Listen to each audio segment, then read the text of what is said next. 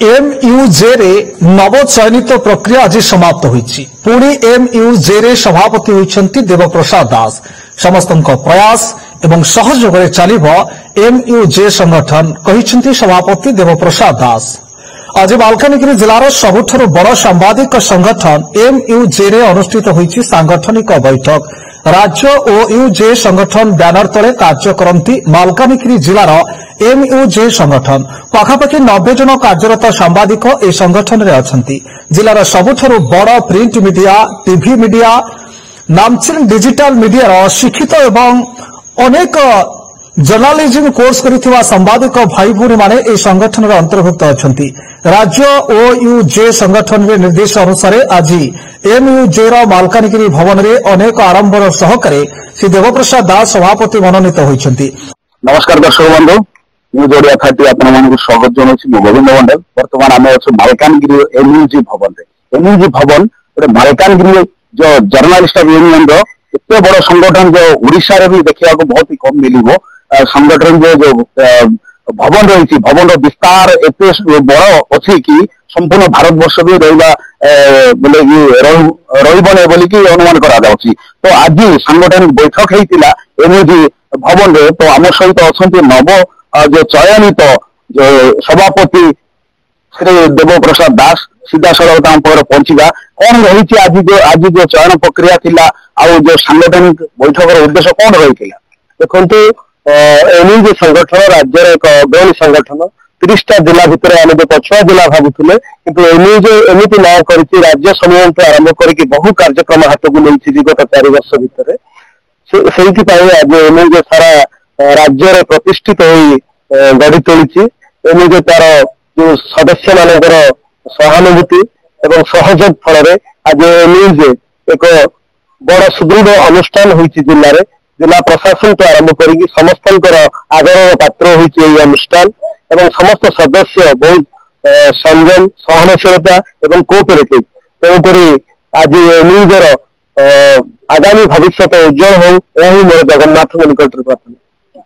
धन्यवाद। ये थे आम सहित एमयूजे जो नव चयनित सभापति देवप्रसाद दास। आज पाखापाखि 50 रु ऊर्ध्व सांबादिक भाई भूनी माने एई सांगठनिक बैठक रे उपस्थित रही सभापति उपसभापति संपादक मनोनीत करिसेंती।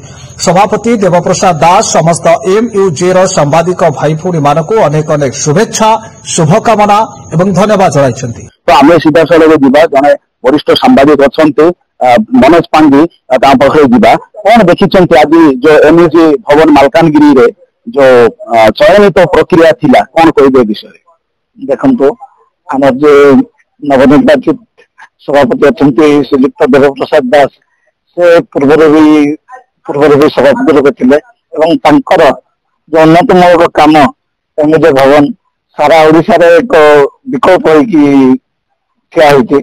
सारा ओडिशा रे ओयूजे ओडिशा यूनियन जर्नलिस्ट कौन भी जगार एमती ऑफिस ना एमती भवन ना जोड़ा कि एमयूजे भवन विगत 2 वर्ष तले राज्य कार्यकारिणी बैठक भी होता एमयूजे से अनुष्ठित होता एमयूजे आमर सभापति देवप्रसाद दास आयोजन करते बहुत सुचारू रूपे शांत सरल माने पूरा सरल भाव आयोजित करते से देवप्रसाद दास को धन्यवाद ज्ञापन कर समस्त सांबादिक मिसिकी चयन कर सभापति रूपे।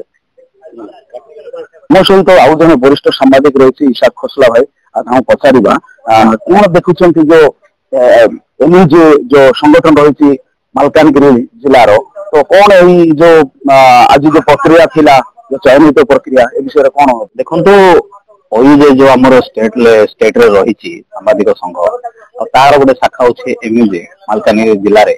मालकानगिरी जिलार एमयूजे संघ होची वर्तमान पाई कहवा गले बड़ संघ कारण एठारे आपण देखिबे एमयूजे संघ रे प्रतियोगिता बड़ बड़ चैनल शो एवं ओटीवी कनेक्टिविटी धरिकी जो बड़ बड़ पेपर गणमाध्यम एठारे समस्त संघ आमर संघ रे योगदान करछन्ते।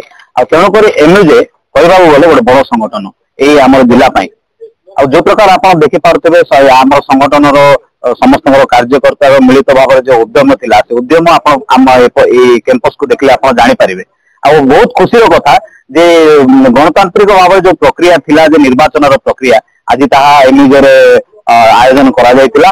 ଆଉ ପୂର୍ବତନ ଯୋଉ ସଭାପତି ଥିଲେ ଆମର ଦେବପ୍ରସାଦ ଦାସ ଆଉ ପୁଣି ଥରେ ତାଙ୍କୁ ସମସ୍ତ ପ୍ରକାର ବରିଷ୍ଠ ସାମ୍ବାଦିକ ତଥା ଜୁନିୟର ସାମ୍ବାଦିକ ହଉ କିମ୍ବା ସମସ୍ତେ ମିଳିତ ଭାବରେ ତାଙ୍କୁ ପୁଣି ଥରେ ଚୟନ କରିଛନ୍ତି।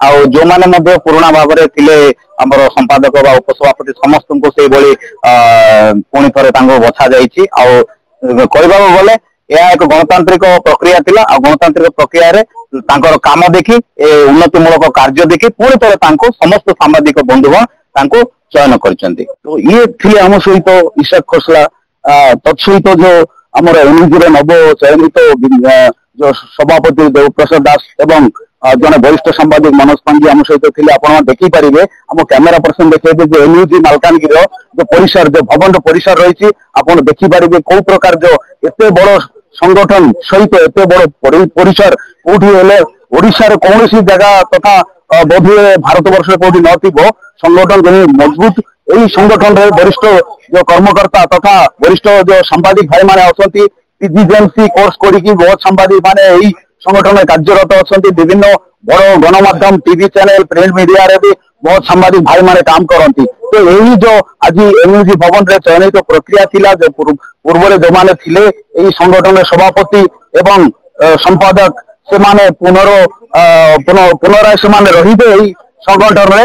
ତେଣୁ ଆଜି ସେଇଟା ସେଇ ଚୟନିତ ପ୍ରକ୍ରିୟାରେ ଆଜି ଘୋଷଣା କରାଗଲା। ମାଲକାନଗିରି ଏମିଜି ଭବନର ଗୋବିନ୍ଦ ମଣ୍ଡଳଙ୍କ report news Odia 30। Malkangiri MUJ ଭବନରୁ ଗୋବିନ୍ଦ ମଣ୍ଡଳଙ୍କ ରିପୋର୍ଟ ନ୍ୟୁଜ ଓଡ଼ିଆ 30।